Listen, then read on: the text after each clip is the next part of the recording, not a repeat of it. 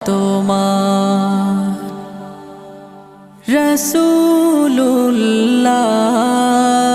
রাসূলুল্লাহ কি উপায় হবে আমার রাসূলুল্লাহ কি উপায় হবে আমার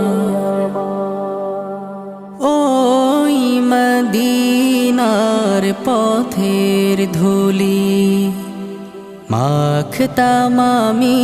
পেলে সুরমা বলি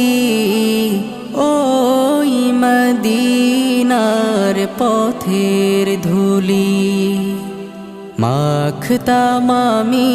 পেলে সুরমা বলি